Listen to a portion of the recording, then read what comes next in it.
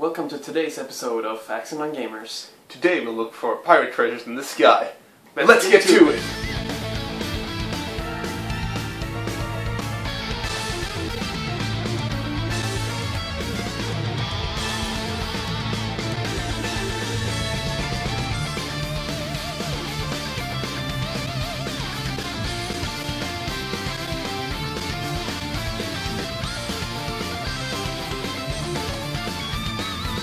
Today we're going to talk about one of my favorite games of all time, Skies of Arcadia. That's true. It's not only his favorite game, it's mine as well. This game was developed by Overworks and Sega. First for the Sega Dreamcast, but then later it got ported to Nintendo GameCube, as you can see here. That's right. Overworks has long been one of our favorite developers.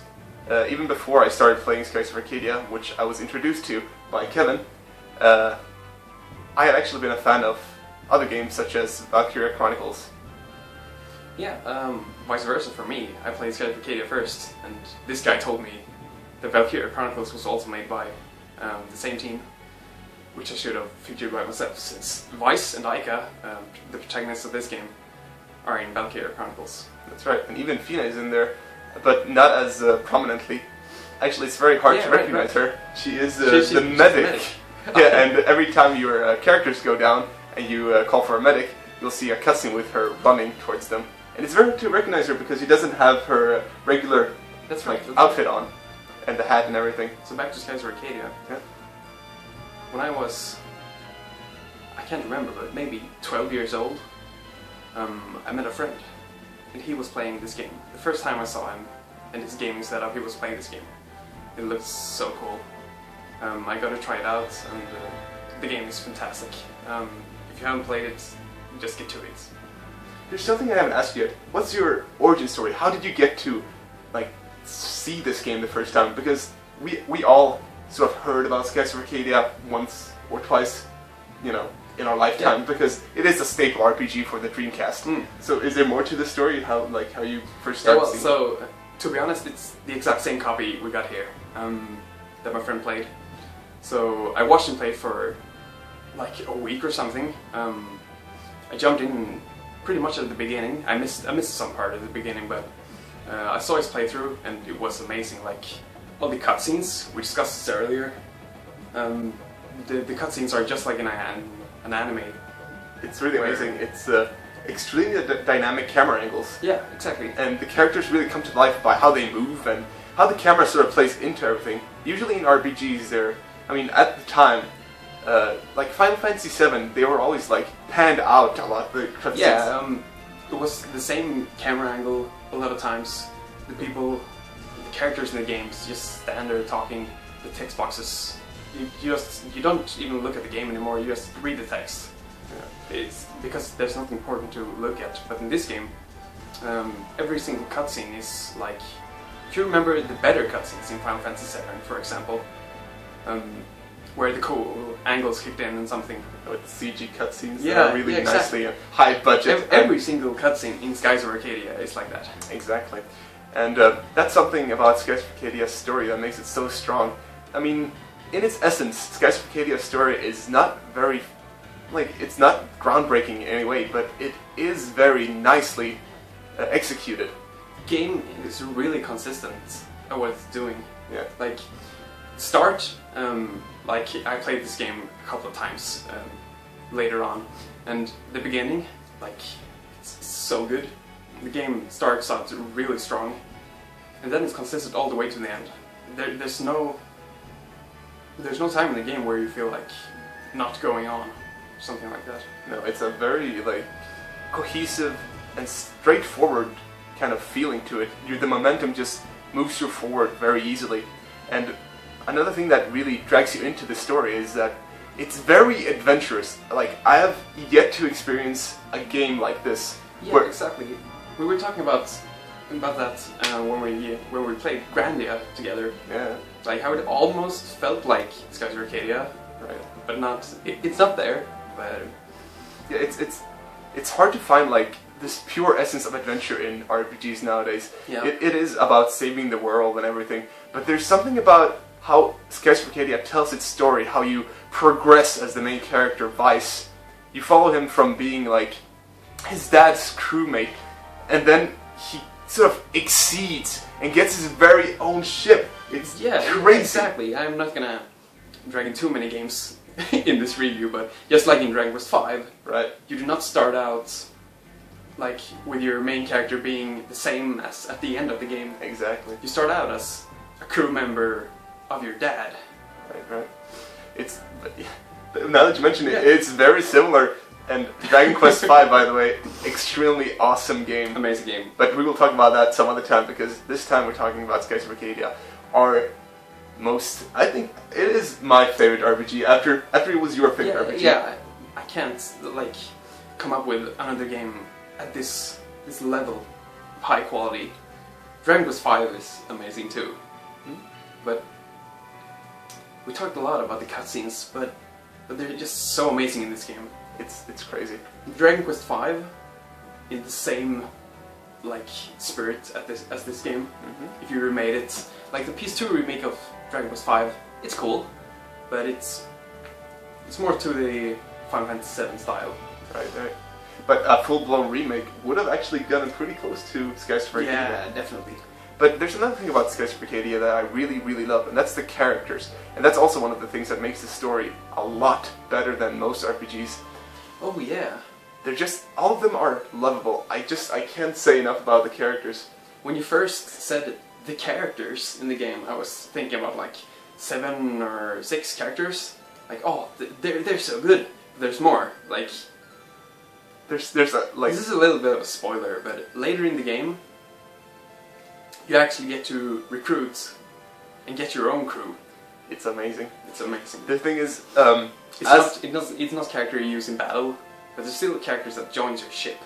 Right. And there's like 20 or more. Yeah, there's so many crewmates you can recruit. The thing is, as I mentioned earlier, you get your own ship, and once you get that ship, the game just gives you this whole new assignment of recruiting your own crew, and it's so amazing how you get to be part of this world. You get to like experience like all these characters you met. You can actually go back to them, and you can recruit them. Because we told you about Vice's dad, where he had a ship, and then later on you meet a character called Drachma, and he has his own ship as well. And then you go from being a crew member of your dad's to Drachma's crew member. So like 20-25 hours into the game, you don't really control. You are not yet the main character. Exactly. Of the game. You're more like the side character that tags along and stuff. Yeah. But yet at the same time does all these amazing things by himself. He's like one of the greatest main characters. So back to the characters. Vice is really like top tier material for main characters. Absolutely. He is the pinnacle of awesome, where he does all the choices, the right choices, and he just goes through with them. He's so cool. Like, back to Grandia again. If you play Grandia and you like Justin, you beat the game and you feel like, wow, a sequel to this game would be amazing. Play this game. Vice is pretty much like a grown-up Justin from Grandia. That's right. It's true, actually. Yeah. It's like he is what an adventure is supposed to be like in the end. And I mean, coupled with his all his friends, you have Aika and you have Fina, you have Drachma, you have Gilder. Yeah. And they're such a colorful cast of characters, and they all interact with each other so flawlessly. I mean, there's this slight love triangle between Aika, Fina, and Vice. That's right. But I mean, they're such good friends that they don't fight about it, and they come to terms with it so nicely. And and at the same time, they're such good friends, and you see them interact with each other. It's just beautiful. It's very lifelike, and it's something you don't really see in most RPGs, where it's a lot of whining, and sometimes there it is happens. too much choices in the game, That's like right. in Western RPGs, where you totally control of your character and choose whoever his lover is or whatever. Yeah. Or they're extremely linear, like some JRPGs where you don't get to choose anything. In this game, you don't choose whoever your love partner will be, but there's a little scene at the end I won't spoil anything. It's pretty cool. Where everything resolves itself very nicely. But there's also, speaking of choices, there's a lot of choices in the game within cutscenes where you actually get to choose what Weiss should say, and this in turn will affect something that's called a swashbuckler rating. Yeah, you got this rating which goes up or down depending on whatever you say in the cutscenes. Like, so. Just an example, maybe where you save Fina for one, and Weiss jumps in and he's fighting some other dudes, and basically he goes. Fina asks him if he's there to save him, and you get the choice of saying whether, like, yeah, I'm here to save you, or no, I'm just here doing my own business. You take care of yourself. Yeah, but all of those options are pretty funny because most of them, like, if you just follow Weiss as a character, and when you read the options, you feel like either the first or the second one is so in character as Weiss. Like, you just pick them and you get your rating up. But if you want to choose your own thing, then it's really up to you. Yeah, but the cutscene still, you get a new cutscene for every choice. That's right. The cutscenes, I mean, the overall story is not very affected by your choices. Rather, it's more the side content. The side content plays a really big role in Skies of Arcadia because there is much to do, but there's also this unique kind of side content in this game where you have, first off, you have your own ship, right? So there's side content where you, for example, fight other sky pirates. You fly around in your ship, and then there's a whole new battle system that engages you. Like, well, you fight. You don't control your character anymore. You actually control the ship. That's true. So we talked a lot about the atmosphere and the graphics, the cutscenes. We gotta get into the music later. But the battle system in this game, you got one when you're on foot, but that plays like pretty much any JRPG. It's turn-based. There are some gimmicks there, like you got 1 meter, like in pretty much every other game, the magic points that you spend them to use magics to heal yourself or stuff. But the SP meter is for special moves, like in a fighting game. That's pretty cool. You get them over time, or you can spend a turn to charge up and get even more.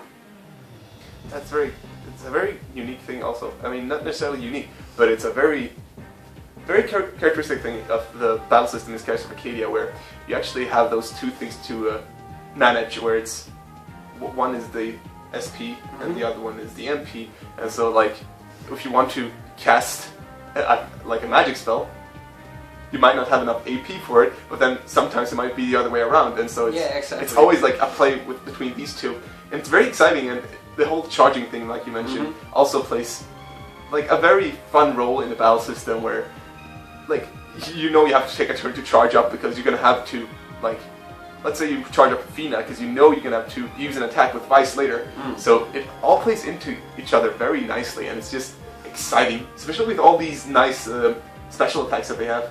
Yeah.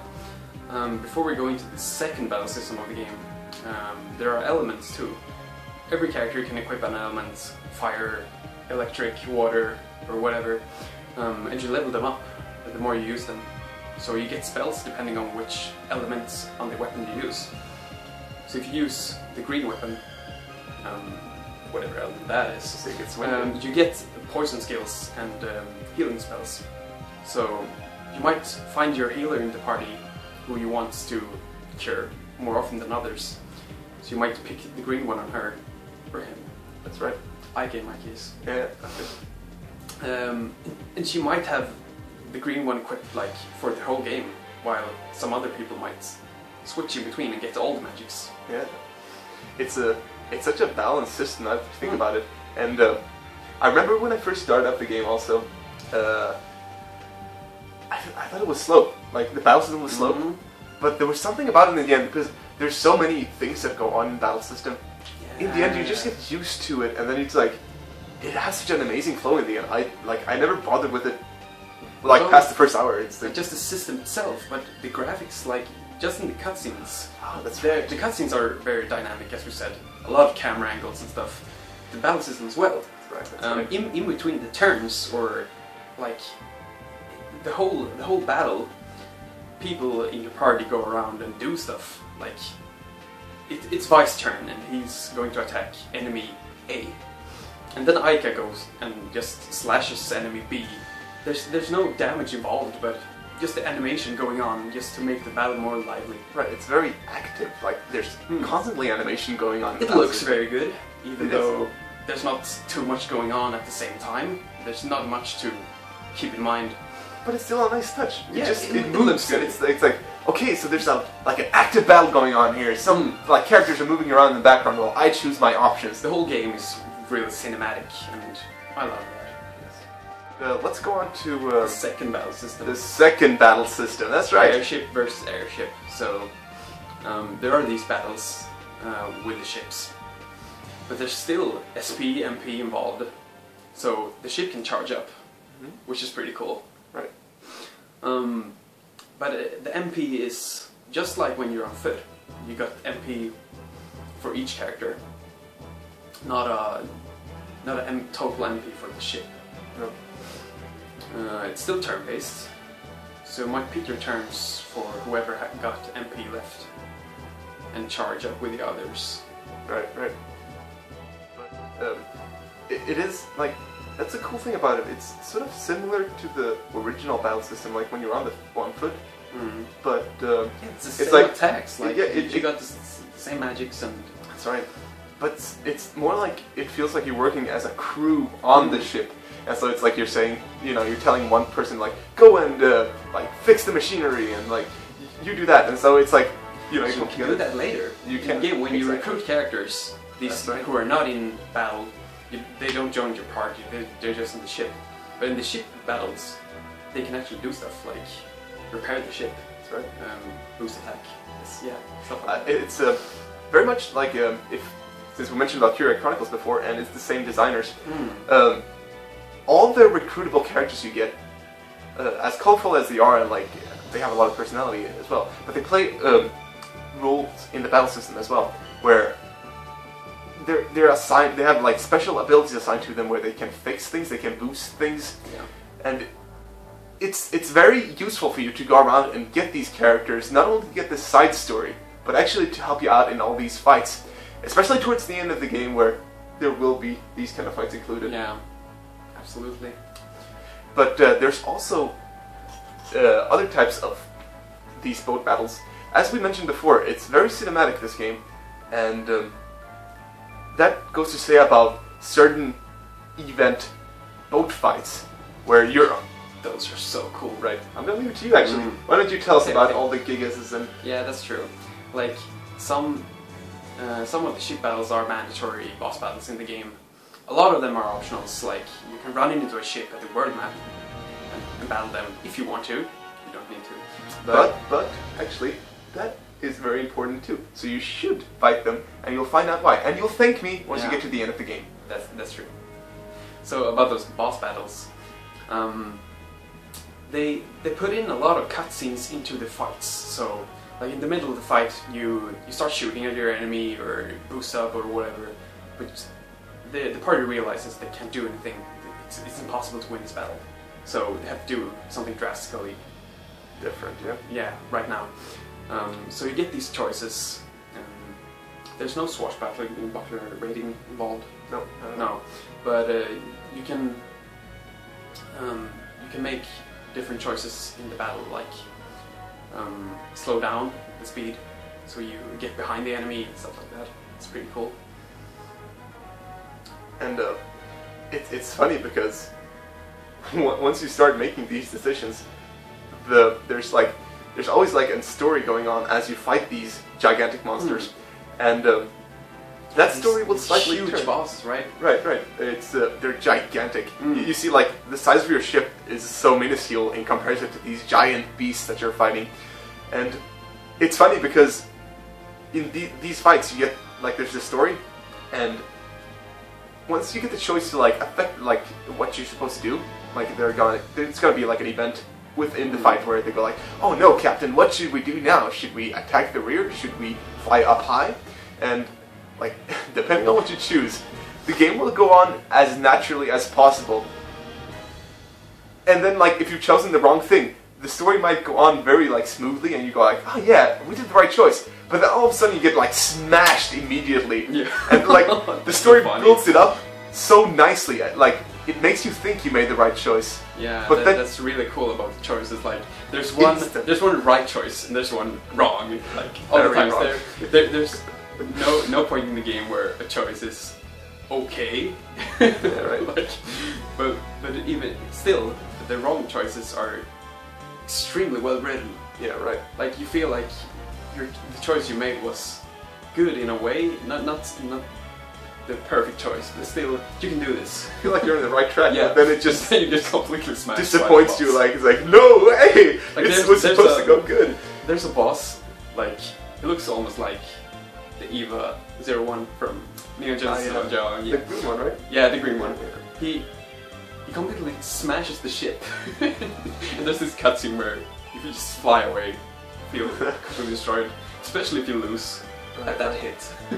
So, it's just such an amazing, varied gaming experience when it comes to the battle systems, because we have all these, we have like two very fleshed out battle systems. They play a bit the same, but they feel totally different, and that's something that sums up this game. It's about how it feels. Yeah. Like, you know, you can go like, oh well, this game did this very normally. You know, it's like there's nothing that set that apart about, you know, from other games, but it's something about how it makes you feel after you've done it. Like, the battle system makes you feel this way. Like, you know, all the active running on the battle system, it makes you feel like, oh, I'm participating in a really big fight, you know, a battle.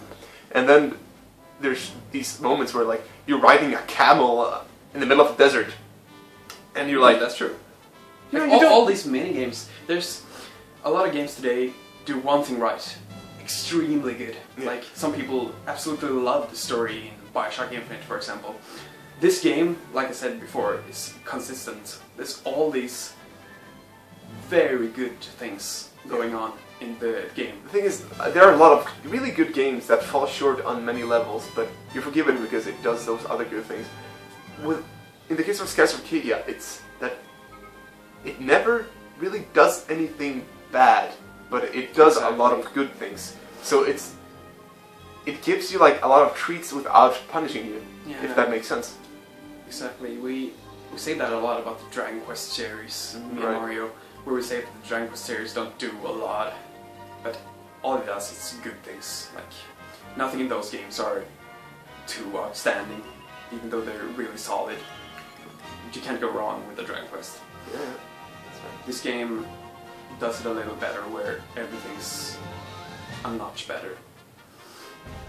Exactly. So the music in this game, just like the cutscenes or the battle system, we told you they're very dynamic, a lot of cool camera angles, and it's very lively. The music as well is pretty cool because songs, like, there are different parts of the song that plays depending on what's going on in the fight. So the battle music changes over time. Like, if you got low HP, there's another song playing. It's still the same song, but it fades over to another one. It's pretty cool. So just before you win the battle, the victory theme, that's right, kicks in. Pretty much kicks in. It feels so good. It's all about the feeling in this game. It's so amazing how they do that. It plays with your feelings so well, because like you as you play a battle, let's say, you start off with this like normal battle theme, and then like you feel like desperate. You feel like, oh, maybe you're gonna lose this fight. But then the music tells you that as well. Like, this isn't going any good. No, exactly. But then there's like once that victory version of the battle theme starts kicking in, you get this sense of hope, and it just like it raises you so much. You got this. Exactly. Yeah. And it's so rewarding. It's just awesome. Amazing. There's no other game that does that. But it's really mind-blowing. Like, you don't see that too often, but that's like a kind of design decision that you want people to carry over in other games too. Absolutely. The battle themes in Metal Gear Rising did the same thing, where different parts of the song, the different lyrics and stuff, just changes depending on what phase you are in the fight. Right. That's pretty cool. This game did it before. Right, so kudos to Skies of Arcadia. It did very good. Yeah. But another thing I'd like to mention about Skies of Arcadia, you mentioned Bioshock Infinite, so I'd like to mention just how, like, varied and, like, just the overall art direction, where it goes, where it takes you. It's because amazing. you have all these exotic islands. Like, I mean, you're a sky pirate, so of course you sail all of the sky. Yeah, that's taken. Right. And there's so many things going on just inside this, around in the sky, where like there's waterfalls of clouds that you need to get through, and there's all sorts of like hazards, like winds pushing you around and everything.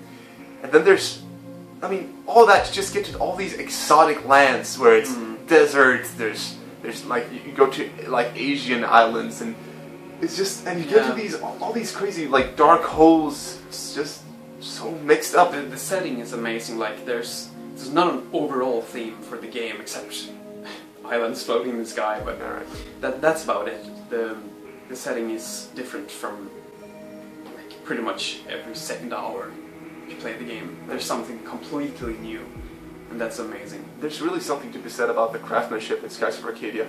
All the islands are handcrafted. Like there's no repeated tiles or anything. Like the dungeons are always very, like in one dungeon you go like down the waters and you have a wetsuit on, and you need to like you walk in slow motion. It's like it's super cool how they pull that off, and it's like not many RPGs really go that extra mile to make you feel a certain way. There's so much things in Skies of Arcadia that they didn't need to do, but they did it anyway.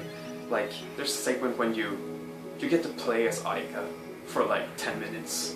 And they got the model there, so she can climb all those stairs, and all the animation when you jump down or something, everything's there, and it just feels great. Like only if it's 5 or 10 minutes you play as Aika, you get to do it, and they made that model just so it would be possible to have that segment in the game. There's like it's like they don't have any restrictions on themselves, where they've just said we want to make this interactive experience. And so we'll do it. We'll just do it our way. We'll do it. If you want this in the game, we'll put it in the game. It's not like they said, this hasn't been done in video games before, so it's a bad idea to put it in there. They just did it because that's how the story was supposed to go, and they wanted it in there. So there it is. Because there's so many games where you feel like this or that should be in the game, but it wasn't. Everything's here. Everything is just phenomenal. Yeah, absolutely. And what really wraps it up in the end, like, what really shows you how far you've gotten, like, you start reflecting after this point. I'm not going to tell you exactly what it is, but it is the ending. Like, there's something that goes on in the ending. There's something that happened in the mid-game where, after you got your own ship, there's a very specific island where something very important will happen. That's right. That's like... That is amazing. That's the best part of the game. We're not gonna say anything. We won't. If you play this game, you know what we're talking about. It is this specific island. That island will just blow everybody's mind. Once you get to that island, you'll realize what a gem this game is. But just in the end of the game, when you start reflecting upon everything that has happened to Vice and his crew, and you just feel like a sense of progression, where he has moved from where he was. It takes you, like, it really makes you feel like you've been through a lot with these characters. Like, that special thing about that certain island is what makes this game different, what takes it to another level. Just makes it something that, like, we don't recognize as a game anymore. It just, because it sort of touches us in a different way, and we sort of see it differently now because of it. Yeah. It's just hard to put into words exactly what it is, but that's feelings for you, and that's what we have a bunch of for this game. Just, it has so many good qualities to it. Like I said, there's this expansive world in it, which you can do anything in, basically. There's countless of mini-games. You can even do things like managing your own base, like building things in it. Like in Dark Cloud. Like in Dark Cloud, exactly. And you can always say that this pioneered a bunch of things that showed up in later games like Dark Cloud, and I mean, I'm sure they play this like, yeah, and got some ideas from it, and they sort of saw that it worked in Skies of Arcadia, and probably started to build a whole game revolving around it. I mean, Skies of Arcadia is not, I mean, revolving around things like that. It's not a big part of the game, but still, it's nice to see that all these small things we love in other games are in this gem.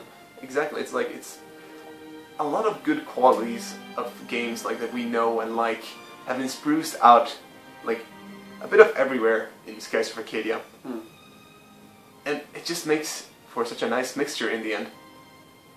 Because, I mean, because in the end, it's nothing that sort of overtakes the adventure, like, let's say, like, going for characters, I mean, like, hunting for them, trying to collect them all. Exactly, like, the optional things in this game don't feel optional, like, everything's so well mixed together that you don't feel like you're on doing a side mission at the moment, like, everything's so natural.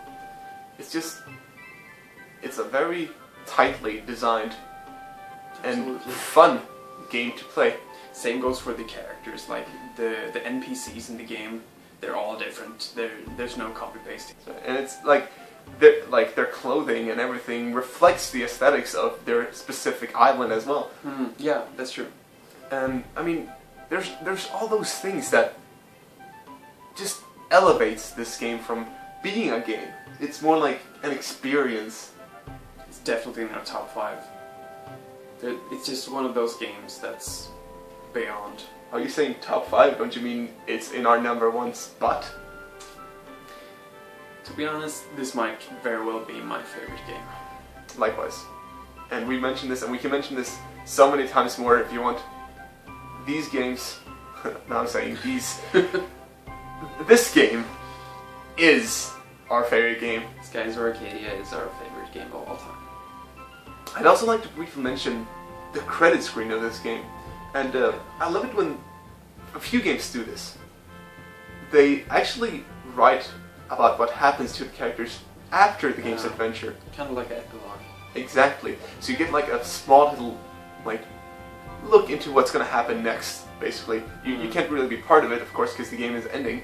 But you'll know what happens to these characters. Every recruit you've gotten, or like party member. It's really cool. Exactly. It says everything about them. And then it cues, like, there's this fantastic musical piece. And it cues to, like, one of the coolest, like, last messages in games. I know what you mean. Exactly. But also, another thing is, I'm not gonna spoil anything, but the ending leaves you with hope of a sequel.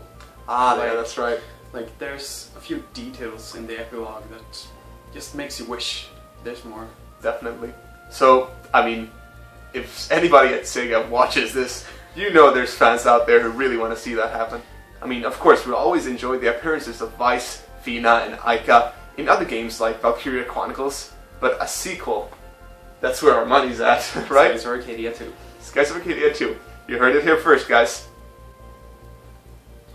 We actually have a pretty cool story from when we played this game together once. Oh, wait, you mean the first time we played together? Yeah, exactly. Alright, yeah, of course. Because, you see, at the time I was playing Skies of Arcadia, I had to go outside the country. So, there was like a shortage of time, so to say. And I really wanted to finish playing it. There was only like 5 or so hours left of the game. That's right. And it was just... it would be such a pity to have not played this in one go. So what we did was we sat down together and we finished it. But it wasn't as easy as it sounds. No, because first of all, we was really tired late in the night. We arrived at the final boss, and the current save we were playing at, like, our levels was too low. That's right. We didn't have a chance.